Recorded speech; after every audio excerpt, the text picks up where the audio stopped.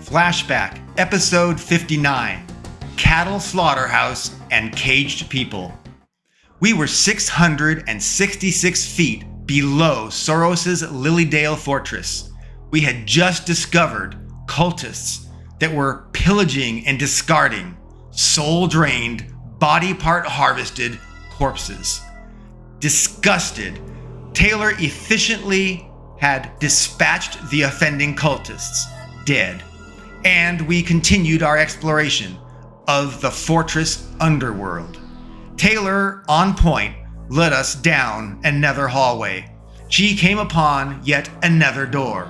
Once more, she employed her bash and dash entry style. She bashed and kicked in the door and dashed inside. Once again, there were cultists within, 6 of them this time. These cultists had guns, already at the ready. I had to presume they must have heard our earlier gunshots, so they were prepared should they be attacked. The cultists were armed and ready to fight. Taylor, being about 8 feet ahead of us as point and scout, rolled back from the door without us being in the way. She was not going to have a frontal assault, not a firefight with a room full of armed cultists. She knew that she was outnumbered and outgunned. Taylor called out, "Back!" and she barked, "Grenade!" She tossed a fragmentation hand grenade into the room and returned to the hallway, away from the cultists. The grenade exploded. Kaboom! There were moans and cries from within. The explosion had wounded or killed all of the cultists. Not a single cultist was left standing. In fact, even those that moaned and whimpered seemed to be in total shock, and they were seemingly, mostly if not entirely, unaware of what was going on around them. The cultists were neutralized. Bob entered the room, Glock in hand, as Taylor readied herself for our next encounter. Bob gasped and exclaimed, jaw dropped, "What the hell?" He pointed to stacked rows of barrels like those in the other room, where cultists had taken the possessions from dead people and shoved their crumpled remained corpses and remnants, body parts, into the barrels, just like these. Bob gravely said, "Look, the cult must feed the bodies, the corpses, into those incinerators," as Bob pointed to huge incinerators to the side of the room.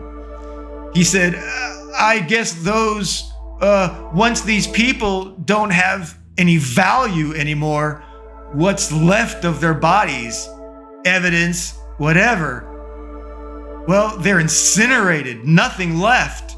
And I suppose they're just clearing up space for more victims. It's like a cattle-like human slaughterhouse." Horrified, we resumed our exploration. We came upon a big red double door in the middle of a long hallway. Sarah stood by the side of the double door with her assault rifle in hand. I stood on the other side of the double door with my assault rifle at ready. Katie was on watch. She hung back, watching our back with her pistol, ensuring that no one would come up behind us unexpectedly. Taylor bashed and kicked in the door and dashed inside, with her assault rifle aiming ahead, to the left and then to the right, then upward, repeat. There was one cultist inside. She screamed, "Stop!" Taylor fired a burst of 3 bullets into the cultist. And just like that, the cultist, she dropped, dead. Done, finito, no more life, no more future, dead and gone, in a blink of Taylor's eye. Bob gasped once more at what he saw inside the room. There were stacked cages from floor to ceiling and wall to wall, full of people. There were hundreds of people packed together inhumanely like human sardines. They had very little room to move or even sit, much less any room to lay down or rest. Bob exclaimed, "Human trafficking at its worst. They're taking undocumented immigrants and the street homeless and indigents, and they're using them all They're using them for sex trade and slavery. They're using them for drug testing. They're cutting out and selling their body parts and organs. Oh, worst of all, they're draining their souls and their life energy to power the devil Baal's tapestry of evil and death. Katie, aghast with all they had seen below the wicked compound of nightmares, she said, "The cult of Baal, they have a full end-to-end supply from processing to landfill of people's body parts, life force, their souls." Katie teared and she said, "It really is a giant human slaughterhouse, like where they bring in cattle and they take everything of value that they can possibly use and sell, and they discard the rest as junk and trash. And then they bring in more new cattle just to do it all over again.